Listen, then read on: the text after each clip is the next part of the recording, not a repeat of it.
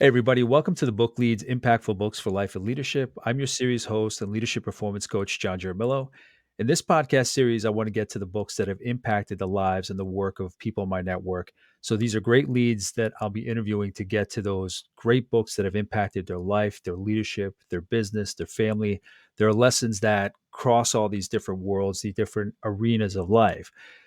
The way that I do it in this series is we discuss books across three categories. The first being a book that they're showing me and telling me about, a book that we've both covered, whether specifically for this episode, reading it together for this episode, or one that we've read in our past lives.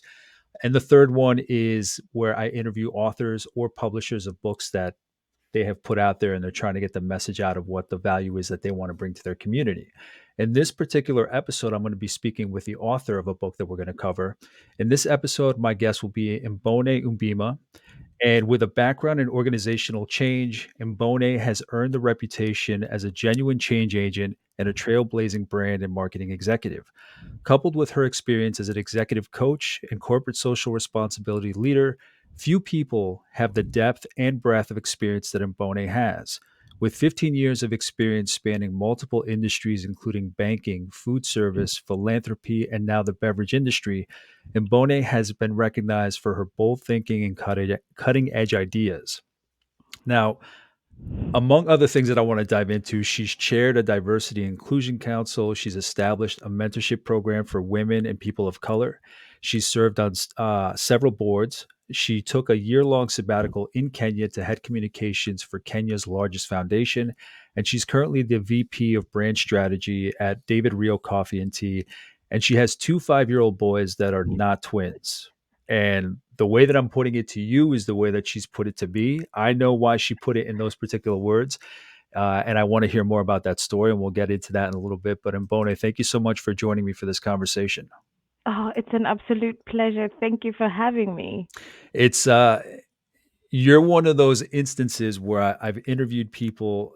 It's crazy. I think I'm up to 19 or 20 interviews, and I've only met two or three of those people face to face because I started this project during the pandemic.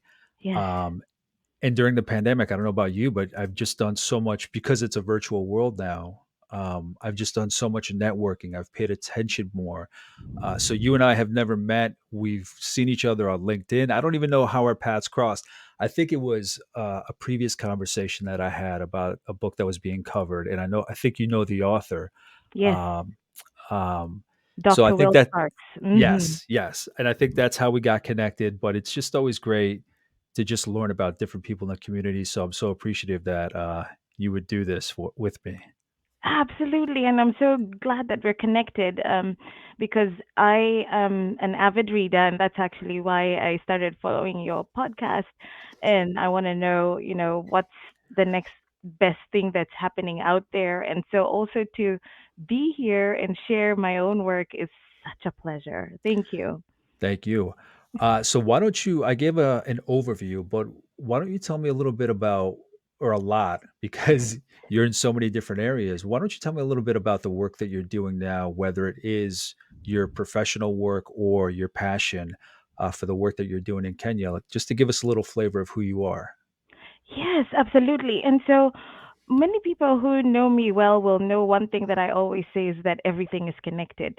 Everything is connected because when I explain what it is I do, it sounds like it's so many things happening at so many places, but really it everything is connected.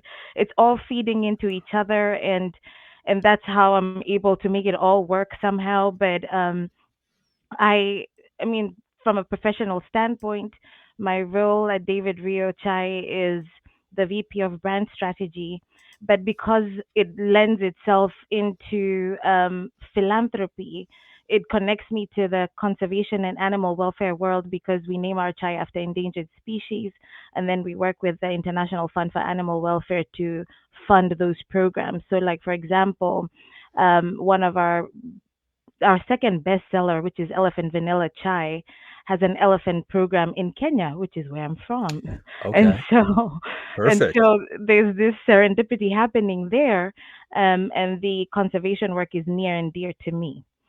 With that said, because it is brand strategy, that strategic piece comes to the background, my organizational development and psychology background, where we're thinking through how do we go to market, how do we make sure that we have the right team in place, is it the right talent, and all those things. So that's how the OD is being pulled into what it is I'm doing.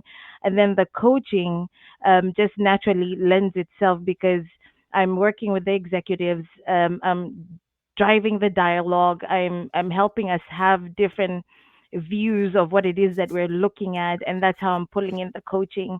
But in addition to that, I just love to support people on their journey, and so it extends beyond just my work at David Rio.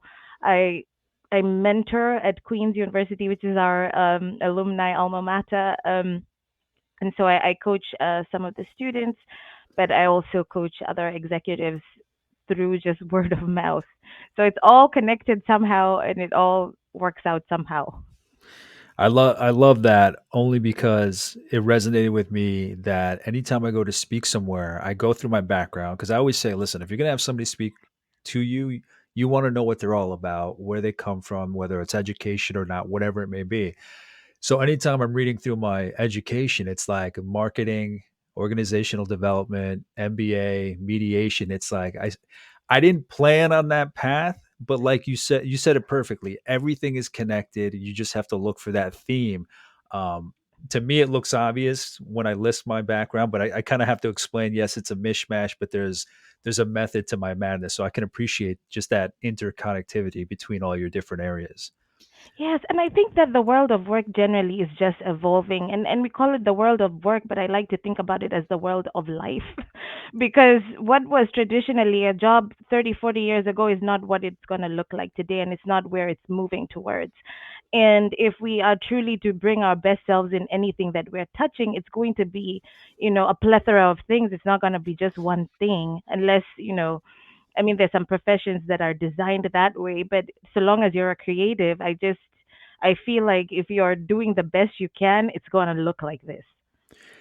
And you mentioned students, so I love working with students as well because I like ingraining in their head. Listen, we want you to learn this curriculum, right? It's important. It's a solid foundation.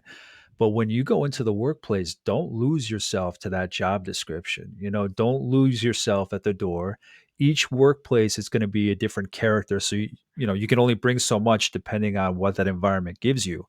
But I love that point that you bring up that it doesn't look the way that it did 30, 40, 50 years ago, where you walked in. I'm generalizing.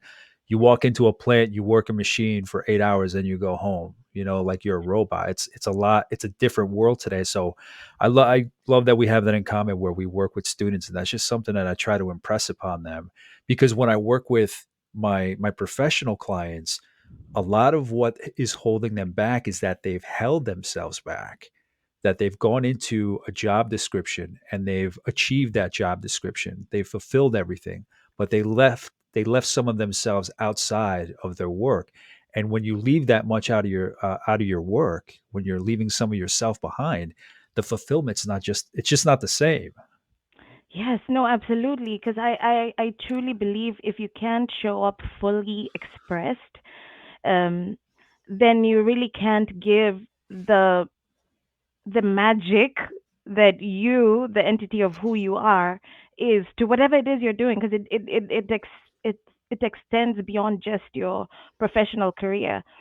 In order to be a good father or a good band, like person in the band or whatever it is, like however your contribution, if you're fully expressed within that space, you're going to bring the best of what you're capable of.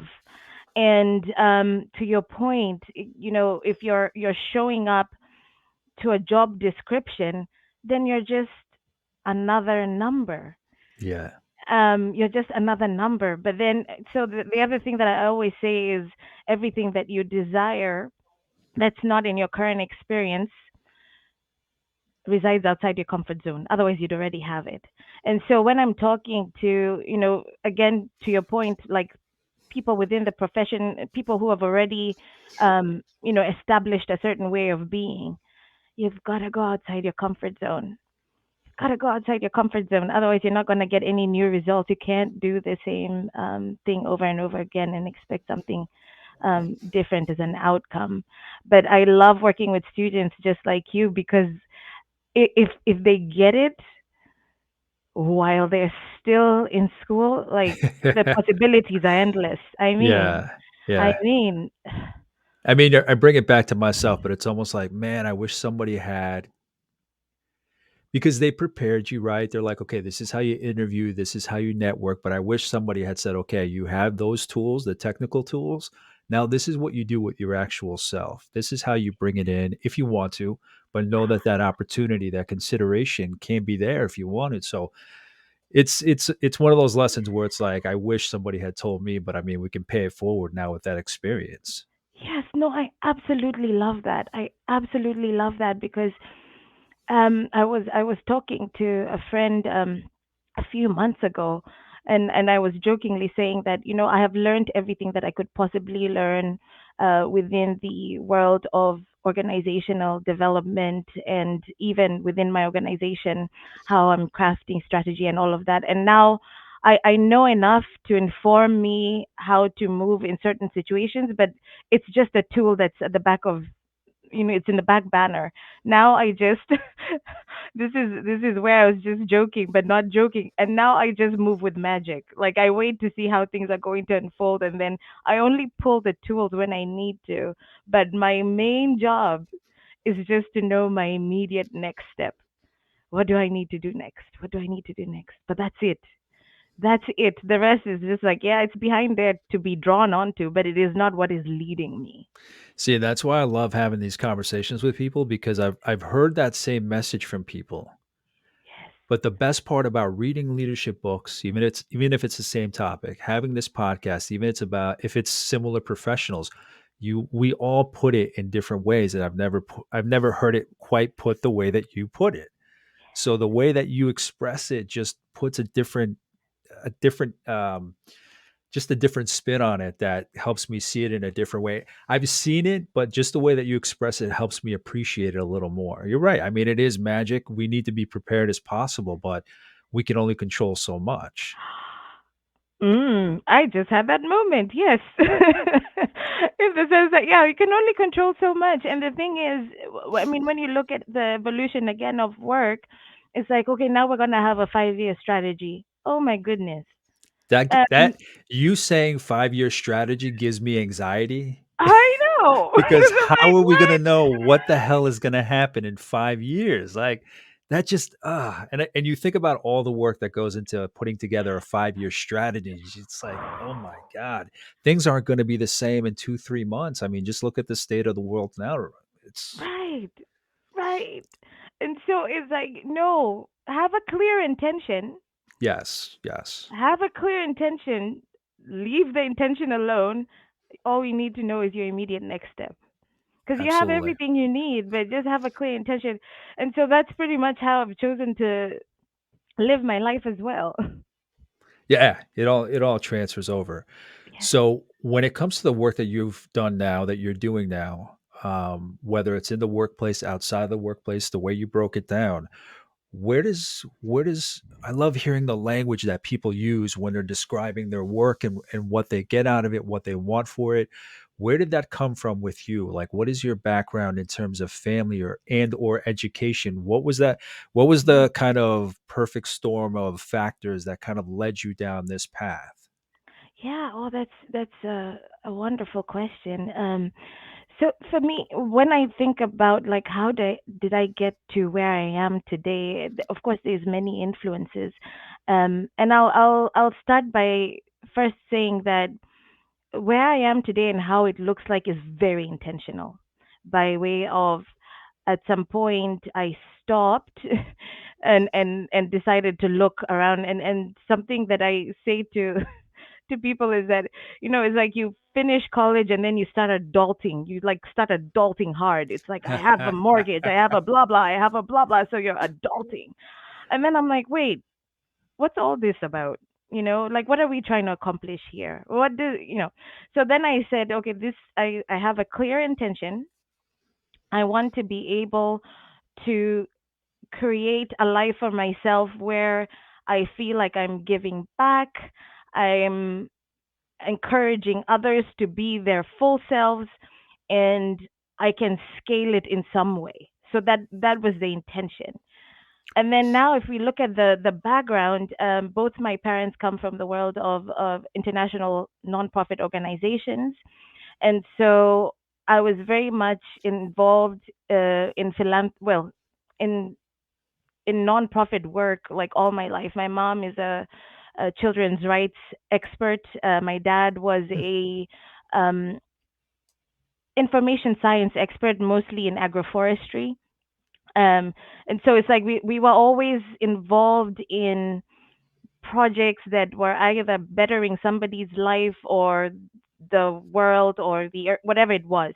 So that was informing that. But then I also enjoyed very much the arts in high school. Like I was in every play and all that, and I enjoyed expressing myself. So that too then made me think that I wanted to be a journalist. And so my first degree, which ended up being communications, but at first I was like, I'm gonna be a journalist. um, and then I realized that yeah, I can't even. Yeah, it wasn't for me. It wasn't for me, and so just having that background and then moving into communications and then picking up marketing, which is what I ended up graduating with for the undergrad, is what kind of culminated into what. Oh, and then of course the degree in the masters in organizational development is what culminated to what it looks like now. So I'm pulling from all of those to Hmm. then serve that intention. Um, and somehow again, it's working because it's all connected. What you mentioned that you were like in the plays. You mentioned how it contributed to, well, you mentioned that you were looking into journalism afterwards. How do you think that experience just in drama, in acting in plays, how do you think that serves you now? Well, because I can use it as a tool, right?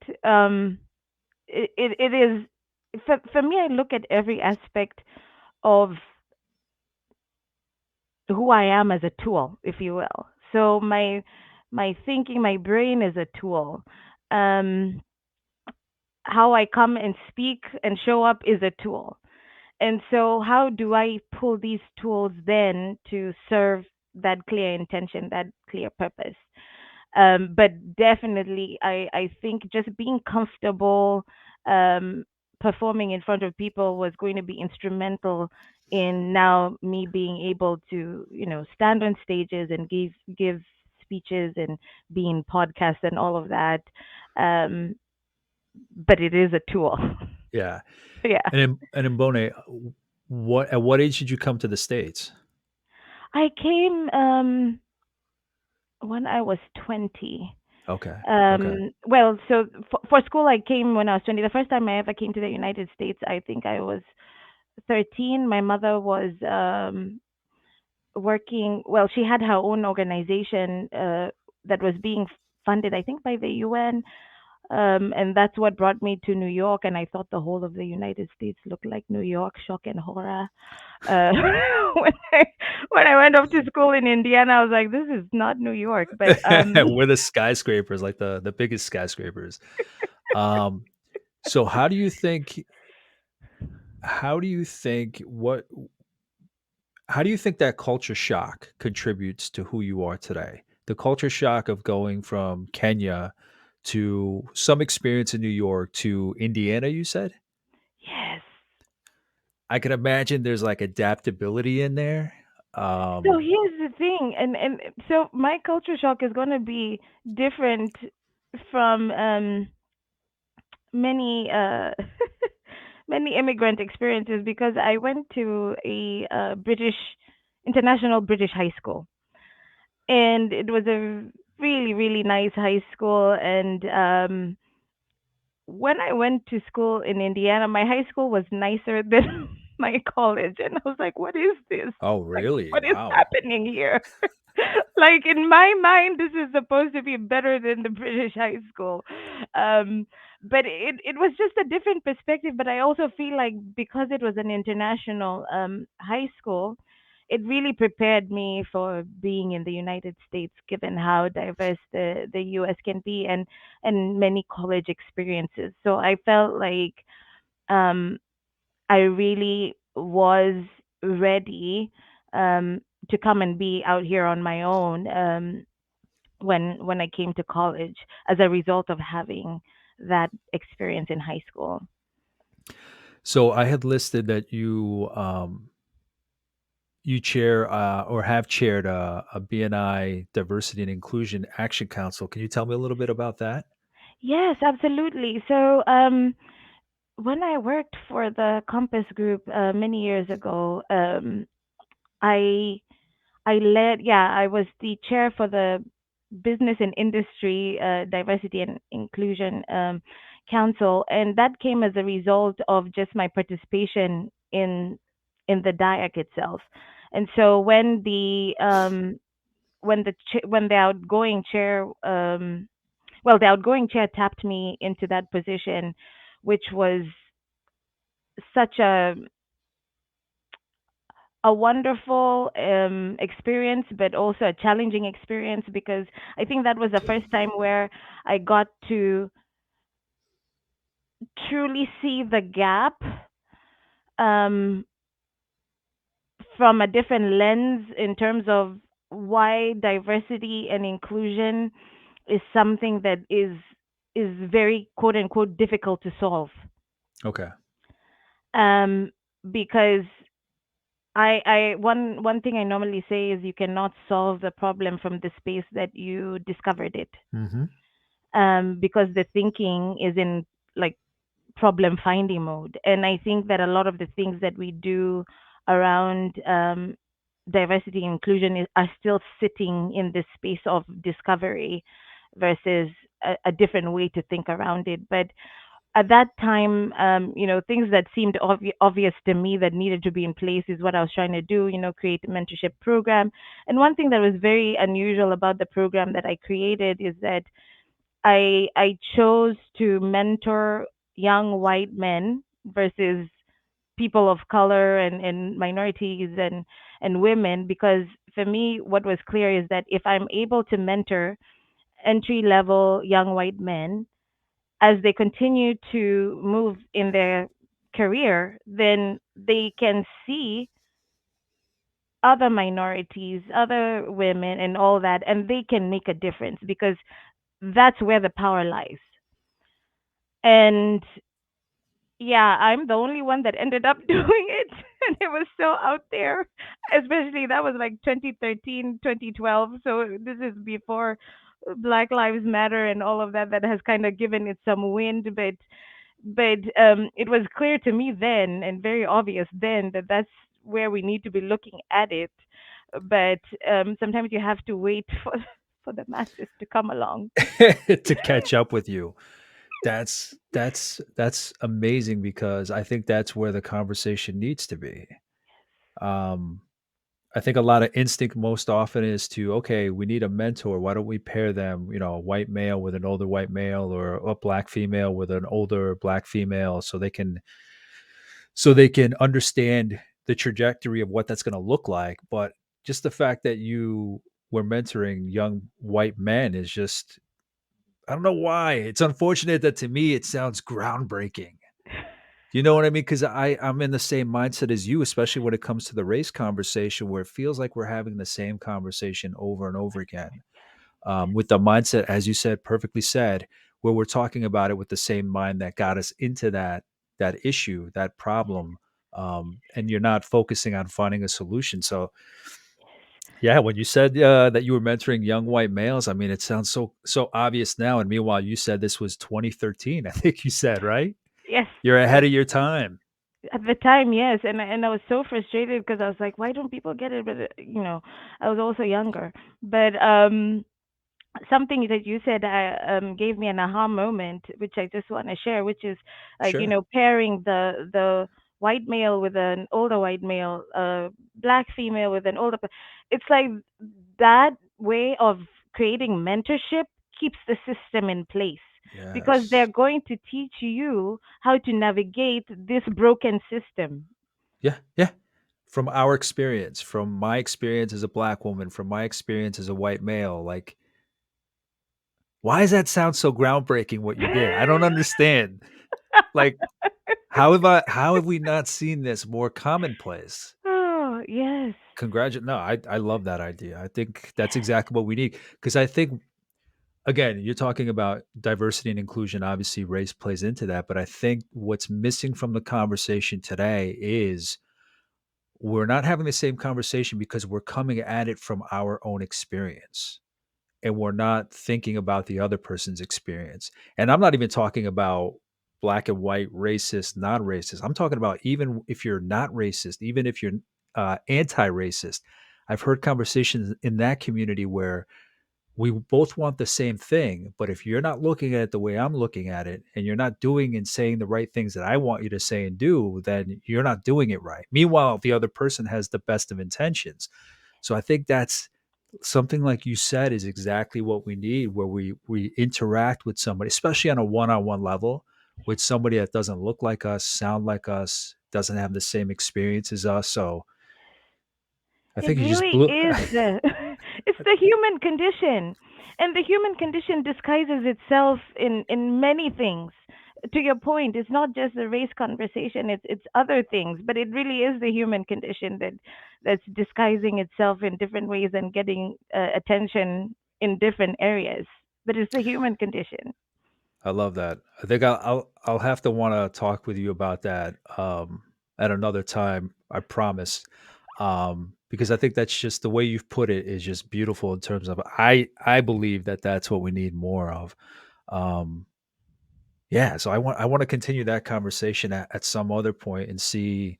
I don't know how I can help contribute to that kind of conversation, or where you may be involved in that conversation currently, and team up, just because I don't know, you just blew my mind. It sounds common sense, but you just blew my mind with that. Uh, and only because I just don't see that as the rule. I see something like that is just very much the exception. So any part that I can play in something like that taking place, I think that's more realistic to where we are now and or where we should be. Yes, no, I absolutely love that, and it starts with these conversations. Absolutely. So I had cut you off because I was curious about the drama, but I'm sorry. So you were thinking journalism, that didn't happen. So where did you go from there? So from the journalism, I decided then I would go into marketing, and that's that was my first like grown up job. I worked for Wachovia. It was Wachovia then, became Wells Fargo, and to this day, I think it's one of, I mean, second to the current role I have. I mean, the current role I second to that is the time at Wachovia, because I joined them when they were at the leading edge of this kind of outside thinking outside the box. And the way their marketing department was set up at the time was in segments, and the segments were targeted segments. Like there was the women's segment, there was the African American segment, there was LGBTQ and so on. But these segments were designed to be very conscientious about how they um, acquire customers, how they retain customers. So, like with the women's segment, we had programs that supported the worldwide WCA. We sponsored the women's conference and would bring these powerful women to come and speak to other women, about things like finance. But it really was very conscientious marketing, nothing like I've seen before until I've been able to be in this current role that I have, where then I am helping curate that within our organization. But that's how I got into that. And then I went into my master's program while I was at Wachovia. So everything was just evolving. You were just kind of refining what you wanted to go in based on your experiences.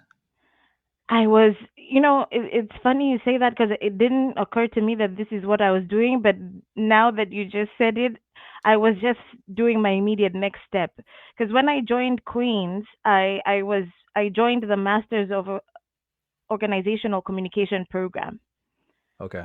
And then the organizational development launched, and I switched. I just felt very called to switch, and so I did.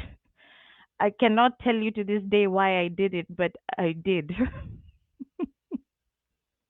Sometimes the best decisions that we made are like the ones that we didn't think about the most. They weren't planned, they weren't strategized. We spend all this time on strategy and sometimes it goes to shit. And Yes, then sometimes we just make some random turn at a stop sign or a yield sign and everything works out. yes, yeah, and I'm so glad I did it because um, I did not know that that is what where my passion lies. Yeah.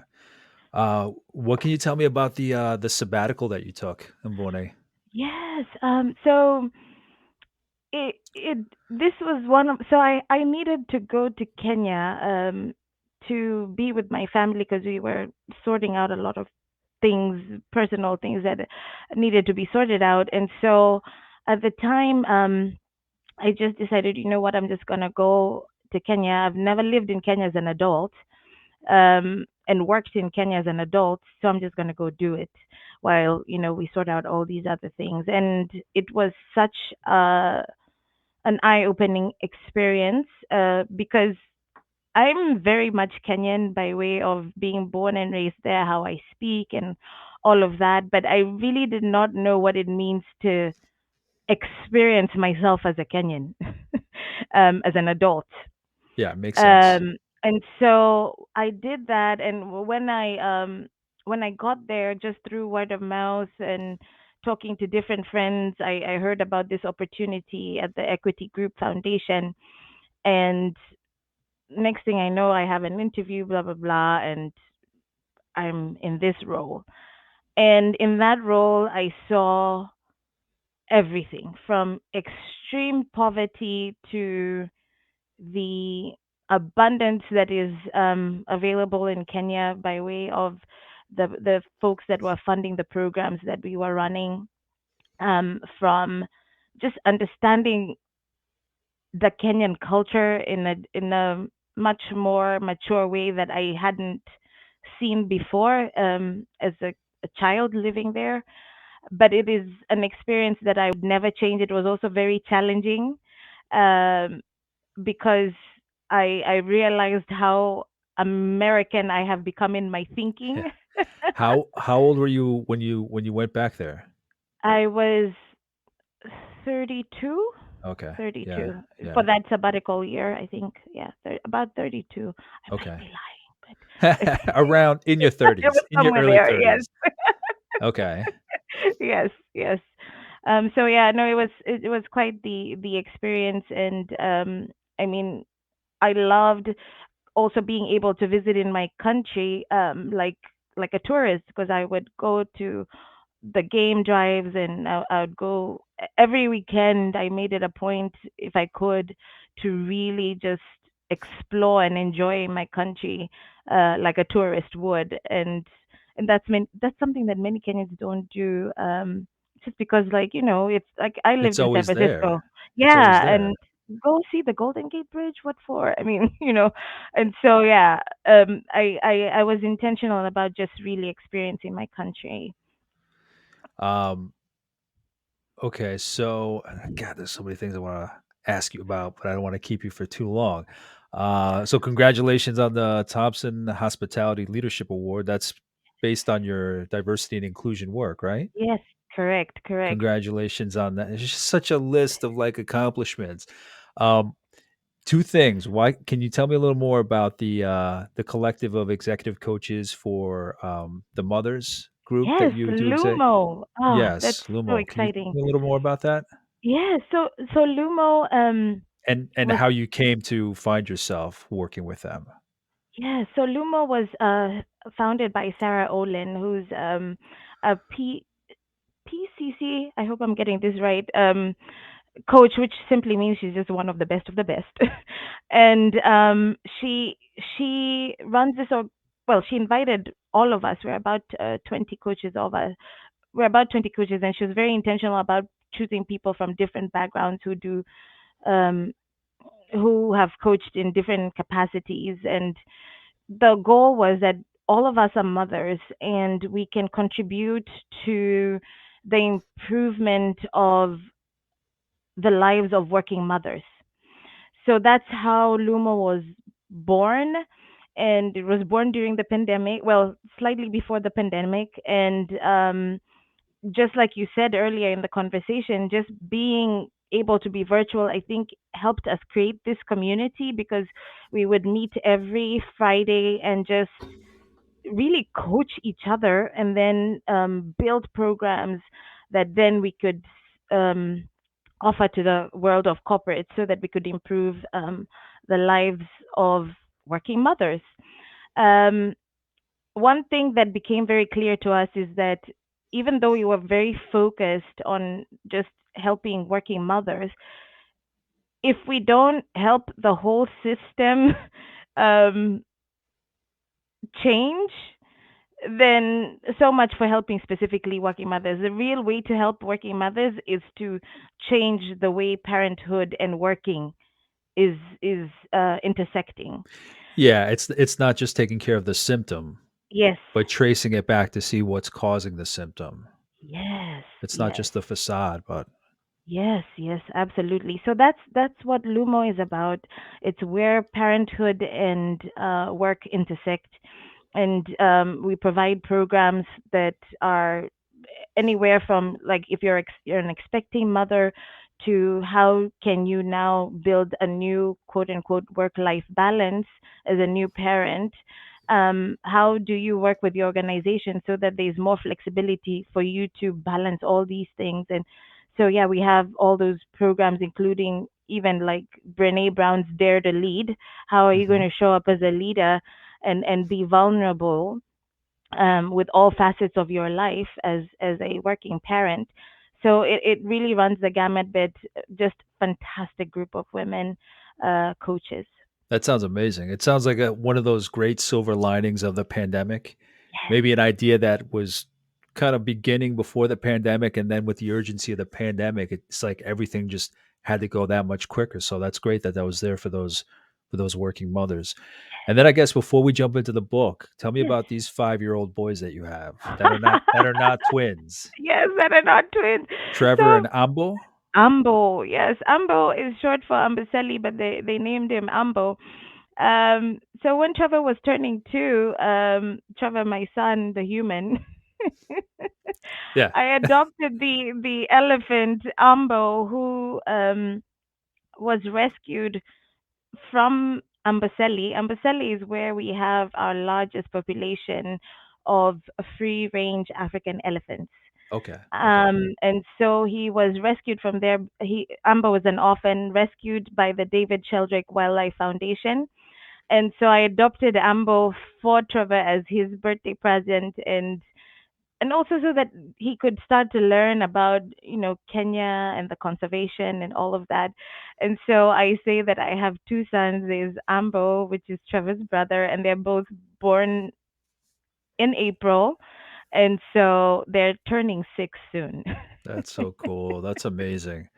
That's amazing that it keeps your son tied back to your culture as well. You Yes. know, just because my parents were immigrants to this country, I've gone back to their country in Colombia a couple Oh. times, but it's good to have that connection back to that culture, especially as a kid with an animal. Like, their heart is all about animals. So I love that.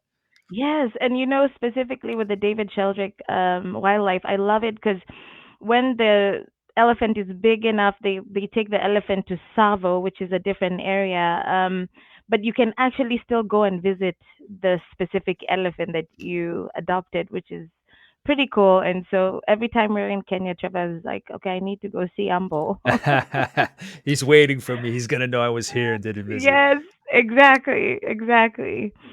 All right. So at this point, why don't we dive into the book? Why don't you give a little introduction to, again, this is your book, a little introduction to the book and what it is that drove you to write it. Yes, absolutely. So it's a 29-day gratitude challenge, um, and it's so this is another of what I call the COVID linings. Yeah. These are the wonderful things that came through us being in this pandemic. I felt that I needed to create some level of staying in positive energy, because we'd switch on the TV and every day it's like this has happened, these many people died, it was just, it was a lot. And so I started writing down like the things that I'm grateful for that were happening, so that I could be able to focus on those things. And I made a pact, like for the next 29 days. I could not tell you why I chose the number 29, but it's the one I chose. And I was like, for Again, the it's one of those decisions where it doesn't make sense now, but in the future, right, it'll come to light as to why. Maybe it's a sign or something, but who knows? But I was like, specifically 29 days. And so every evening I would write 10 things that I was grateful for. And what I started to notice is that the more that you are focusing your energy on what's working, the more you become present to what's working. So you just generally end up shifting the vibration or the energy of how you are experiencing your days, because it's like you're seeing what's working. And so then put on my organizational development hat, and I was like, how can I structure this reflection in a way that helps you look at all facets of your life of what's working. So you'll see, like inside the book, I'll start out with a quote, which will kind of frame how what perspective you could choose to participate in. And then it will ask you a question that maybe you haven't paid attention to in a while. And then it will ask you, what are you grateful for? What was your highlight? And what do you look forward to? And the last piece really is designed to then help you be intentional about how you could experience the next day. And so I started giving this to my friends, and I was literally writing it out. I'm like, okay, just do this in your journal, and I'd buy them a journal and like do this and do it for 29 days and tell me how you feel. And everyone's like, oh my god, this is so great. And then I got tired of and so rewriting it every time. Yeah, yeah, yeah. so then I was like, you know what? I'm just gonna publish it. That way, it's so much easier. It's printed. Here you go. And this piece also was intentional. It was supposed to be. It still is a part of a workshop that I teach called Endless Possibilities, where we Cool. start at a place where it's like, okay, where are you right now? What is possible for you? What if today it was all to end? What would you feel like you needed to absolutely have accomplished? And then we now say, okay, what are the things that you need in your life in order to be in a space that moves you forward towards all of that? And so that's the workshop. And so this gratitude piece is one of the tools that um, you would want to incorporate if you're to move towards your highest self, if you may. Yeah, I like that you offer that idea or that consideration for somebody to think about. Listen, if tomorrow's not guaranteed, what is it that you absolutely want? Mhm. Um, Myself, just in joining some discussion forums early on in the pandemic, some virtual stuff. That's something that popped up for me in terms of, listen, this is the closest, hopefully, right? This is the closest that our generation will get to the end of the world, this pandemic, right? And this was Mhm. early on where we didn't know what was going to happen. Mhm. And it gets people to think, okay, when I come out of this, when we go back to normal, or Mhm. when you're still in it and you're feeling that you're feeling scared, you're feeling fear, you don't know what's going to happen. People are buying up all the toilet paper and all that stuff. When you get back to normal, what is it that you want to achieve, like, think about it. If we don't know what's going to happen with the world, what is it you regret not having done? What is it you regret not having said? Regret is very powerful. It's, with the Daniel Pink book, I think, coming out recently, regret is now standing out as a topic. It's like the latest buzzword. But what is it you regret that you didn't say? What is it you regret that you didn't share? This is the closest we're getting to not having any more time left. We don't know where this thing is going. And that kind of conversation, it sounds dire, it sounds morbid, but it puts you in touch with your mortality, you know, that Yes. we only have one life. It's not a dress rehearsal. What is it Yes. that you want to achieve? Because when you're going about your daily life and there's no threat and there's no obstacle and there's no challenges, you get very complacent. You know, you're happy in what's going on. You're not being challenged too much. But when your back's up against the wall, maybe that's when it clarifies things in your mind as to what is it you want to achieve, what you really want. I was just having a conversation with a friend of mine, actually for my other podcast, about having mixed feelings and how that chaos of not knowing can push you. You know, it sounds scary. It sounds like something we don't want to deal with, but chaos can push you to see what's really important. Mhm. No, you bring up so many great points, and the one that I absolutely love is that this is not a rehearsal. This is the real thing. This is the real thing. It's not a rehearsal. You don't get a do-over. So, if you know that you don't get a do-over, then what are you doing? What are you doing with your time? Yeah. Um, And how did you look at gratitude in the past? Before the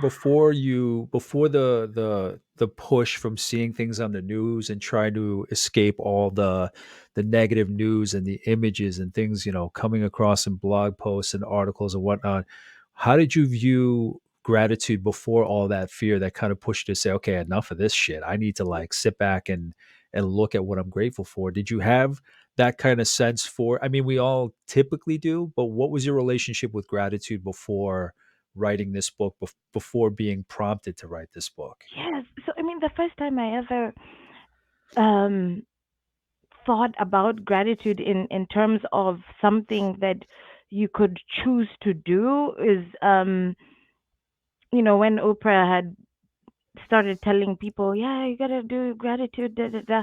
And I was like, I mean, I say thank you every day. I mean, it's like it It's was like that's very the extent simple. of our of our Yes, relationship with gratitude. Is if I get something, then I say thank you. It's the thank right you. thing. Yeah, yeah. Yes, and it was that shallow.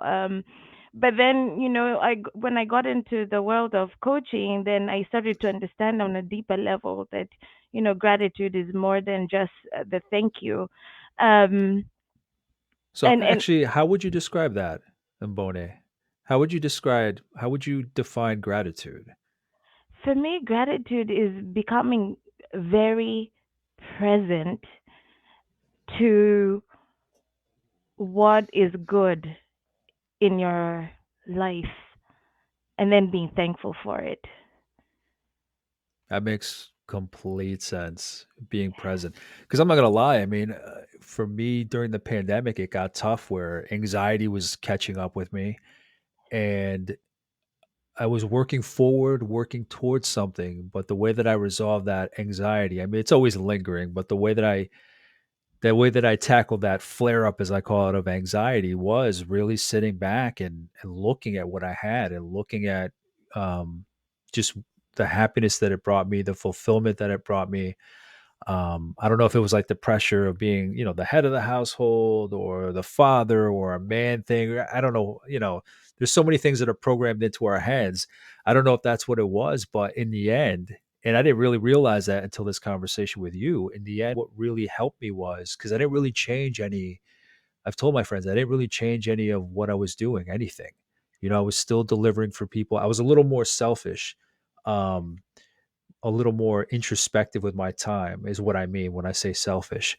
But in the end, just hearing you talk about gratitude, I think that's what it was. It's just kind of that being present in what you have. It's not just saying thanks for what you have, but actually being present in it. And it sounds like common sense. It just sounds like regular words, but there's just something about where we're not good at being present. We're always looking for that next thing. We're always looking to move. We're always looking to advance. Um, and I think that's just the conflict between like our primal being of just wanting to make sure that we have food, make sure that we have safety, make sure that our tribe still wants us, that we're still worth something for us to be kept around. I've had this fascination with just how we were tribal and how I believe that it just doesn't jibe with who we are today. And that's what's killing us with this anxiety and depression and mental health issues. some of it, not all of it. But there's just something about, okay, stopping and saying, you know what, I don't have to be the hunter gatherer all the time, and like easing that reptilian brain to just like calm down and just, I don't know, for me, it's hard to sit still. So it took everything in me to say, okay, like this is what I have. Like I should be grateful. But I just realized, honestly, in this conversation, that that's what got me by was just this final realization that this is gratitude. So thank you for that.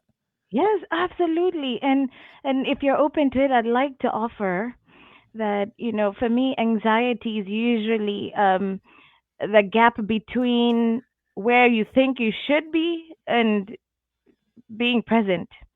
Yeah, And so absolutely. every time I start to feel anxiety, I look at, okay, where do you think you're supposed to be? And then is it reasonable? Because if it's not reasonable, then I just need to be here.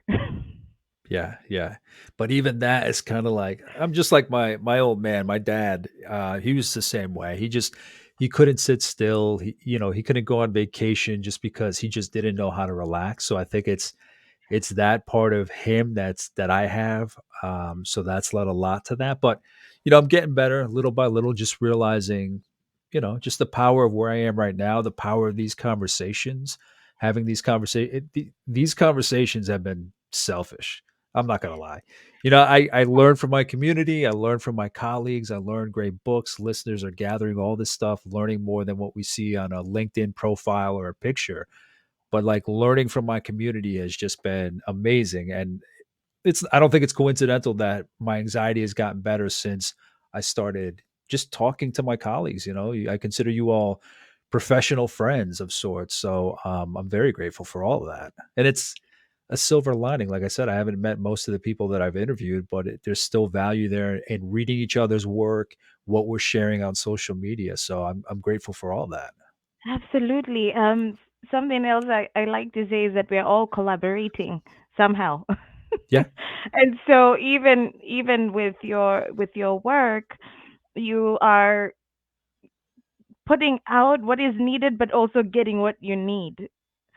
And we all do this. We all collaborate. Somehow, I'm doing what I need to do in order for you to get what you need, and vice versa. absolutely.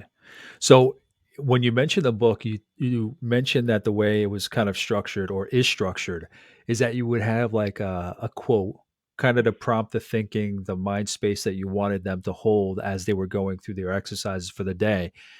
You've mentioned some quotes more as we were talking about D and I, but is there one that stands out for you? Is there one in the book itself where when you look through it, you read this particular quote and it stands out or it prompts you to really look at things in a better way or a better lens? Is there one that pops out? Um, I don't know if there's one. So all these quotes that I put in here were specifically ge- framed from a gratitude perspective. Okay. So they all have something to do with gratitude and a different angle to look at gratitude. One that I always quote, which I think I can originally say it came from the Bible, maybe, is that this too shall pass. Yeah, but I added on to that. I said this too shall pass, good or bad. This too shall pass. Whether it's Yeah, great and fantastic or whether it's horrible and such a horrible experience, this too shall pass. And so it kind of still goes back and ties into this is not a rehearsal. So how do you want to experience this specific moment? But the mantra that I live by is that everything you desire is not in your current experience, resides outside your comfort zone. So how are you gonna get uncomfortable?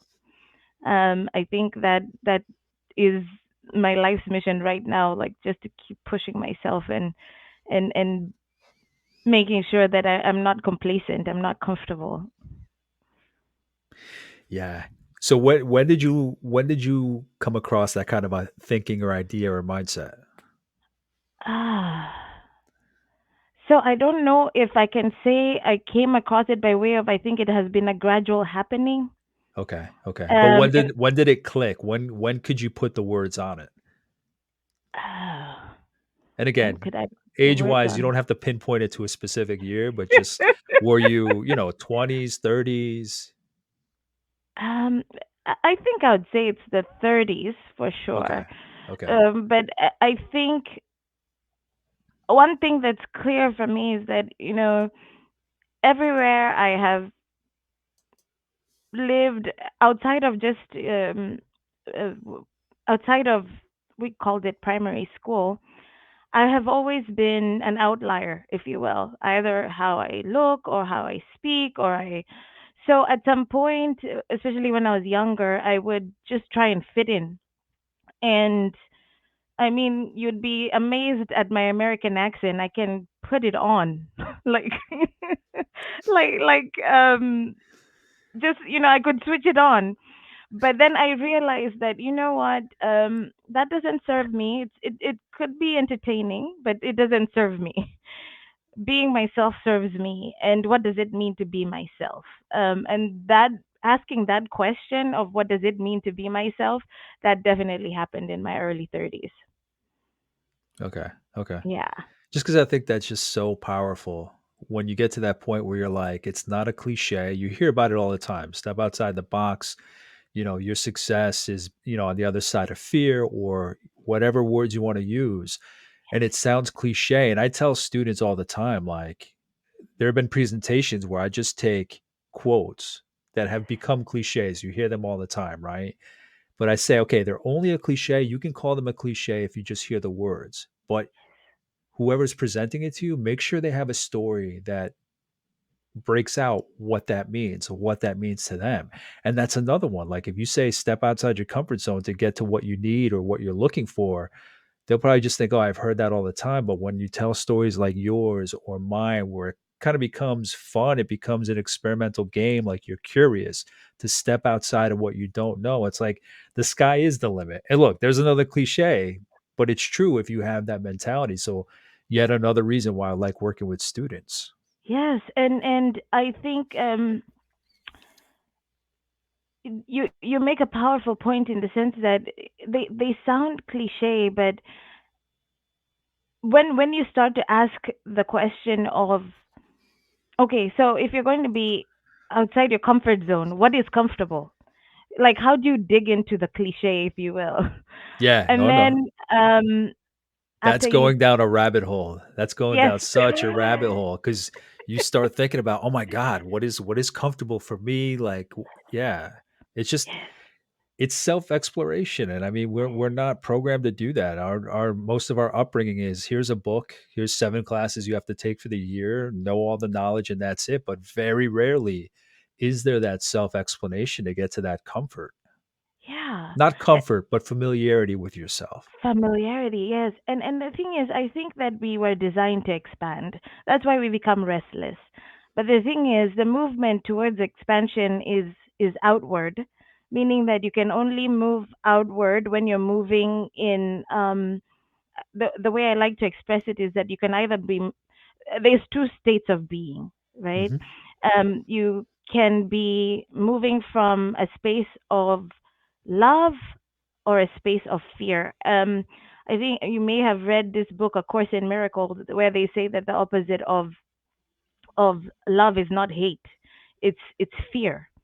And when you're moving in love, you're open, you can learn, you can take in new Mm, information, you're open. But when you're moving in fear, you're closed, you're yeah. protecting yourself so you cannot receive anything. Very good point. And when we are complacent, we tend to put ourselves in a space where we are fearful that something could go wrong, and therefore now we become closed. Closed off. Yes, and then we become uncomfortable because we're not operating in the true essence of what we are, which is to then expand. I mean, we read these books so that we can expand.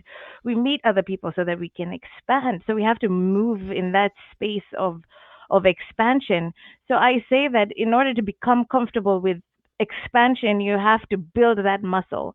So what does it mean to live outside your comfort zone? It's trying new things, it's taking a new route home. It's Even a new just route home. Even a yes, new route home. Yeah. yes.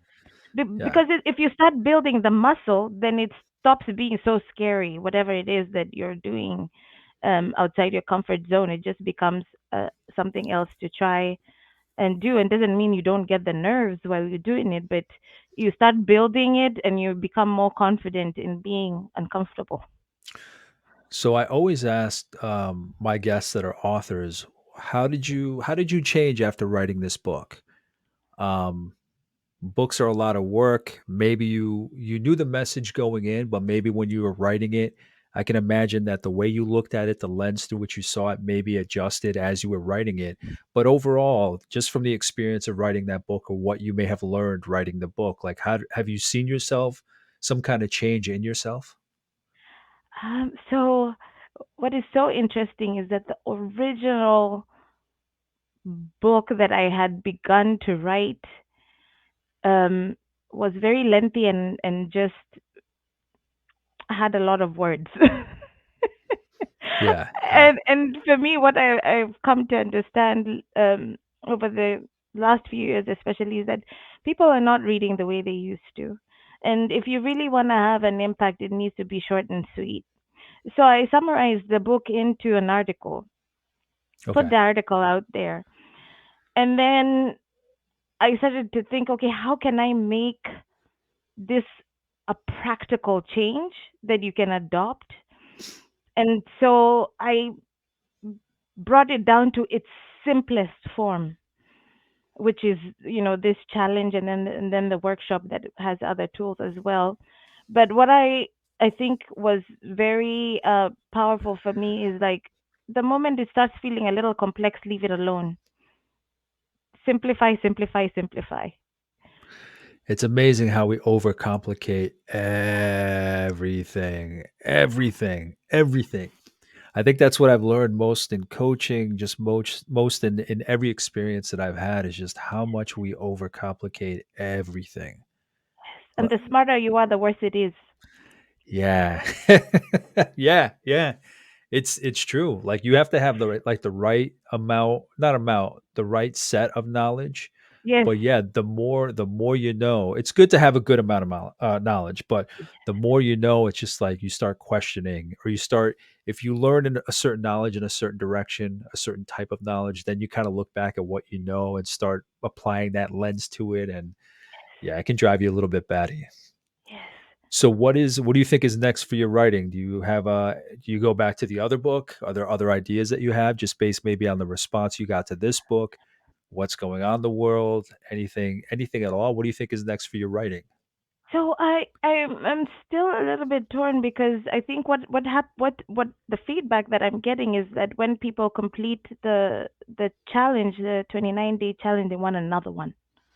And for me, I felt like my goal was to introduce you to this so that you can cultivate it for yourself versus create a series, if you will. Mm, Um, because like, yeah, I want you to make this possible for yourself, or at least be introduced to it for yourself. And so I'm really debating on whether there's another 29-day challenge that looks at some other facet that provides you additional insights to how you can experience your own experience. yeah. So that's where my mind is right now. It could be even be a collection of almost testimonials. Do you know what I mean? Just because people would get great insight into obviously depending on how much someone wants to share, people get good insight on how other people have used it. It's crazy how isolated we are. Where when we feel challenges, obstacles, we feel like it's only happening to us. Like I've realized that especially in the last 2 years just in coaching and having conversations during a pandemic how people are opening up more because it's like they're at home, they're comfortable, they feel more relaxed so they open up more. But a lot of people the biggest obstacle I have is not the obstacle they're facing, but the idea that they're the only one going through it. So I'd be curious to see what people took away, um, and maybe apply to action steps to move forward just based on your journal. Do you have any idea of how people have the people that you've talked to that have read it and completed it, how not specific examples, but some said that they needed more, maybe another one, but were there some that kind of just kept going and building their own action forward? Do you have any did anybody mention that at all? So I, quite frankly, I most of the feedback I've gotten is we want another one. And that Uh, also then turns on me, and I'm like, okay, I feel like I missed the mark a little bit, because my intention is for you to be able to see how you could do this for yourself. And so then I'm like, how do I close and that gap? that's the coach in you is I'm trying to give you the tools so that when I'm not here, you're not looking for me, like you're kind of getting in that space and that mindset. Absolutely, absolutely. So yeah, but that's most of the feedback, and then of course the other piece of feedback then I get is that people are amazed that they weren't really paying attention to what was working, um, and enjoying that piece, because the other piece I like to say is that everything gains momentum if you're focused on it, and so if you're focusing on the gratitude, then you feel that shift. In energy and the momentum that it gains if you're doing the challenge every day. Um, so I'm still waiting to see how this will unfold, because it's only been out since December. Yeah. So there's still time to see, where it's gonna go with all of it. But it's more, it's like, yeah, we want another one. Okay. It's yeah, I mean, I think it's timely for the period that we're in, just with everything going on in the world, the pandemic, everything going on currently over in the Ukraine. Um, but the title of the book is "Thank You: The 29-Day Gratitude Challenge," right, Mbone? Yes. Yes. Correct. And aside from the book itself, and when I post this, I'll post the link to the book itself. But is there anything else that you want to share as to what you're up to, projects, more information about? It's up to you. The foundation in Kenya or the preservation. Yeah, so I mean, I want to just talk a little bit about my day job, Sure, which sure, is sure. Of course. Yeah, with David Rio Chai, and I think I had mentioned that we name our chai after animals, endangered species, and then we work with the International Fund for Animal Welfare to then fund those programs. And so that's a passion for me. It is, I feel like, also a calling for me.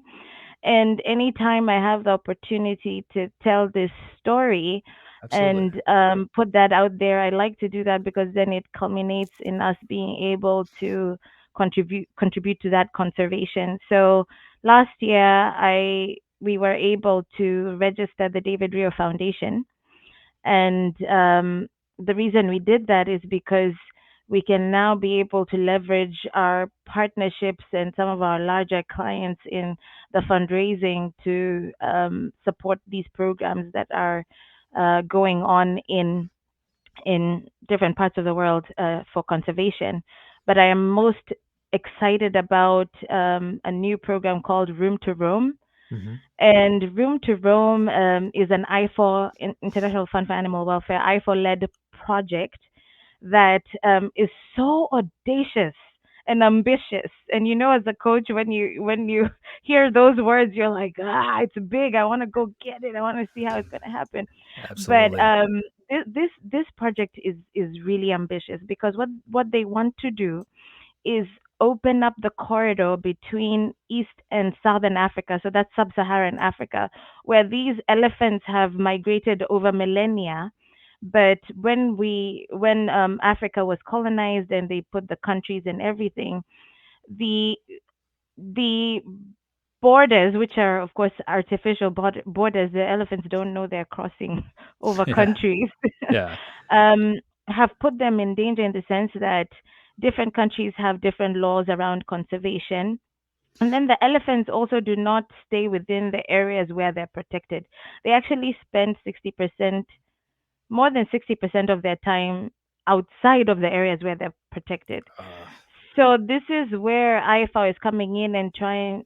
not trying, I am calling that they will succeed in working with all these countries to create this to make this corridor larger so that the elephants can move up and down as they always did, because they still do, but then they are in danger as a result of going up and down. And so that's started, and this is where we are building all our funds to go and fund this project for my elephants.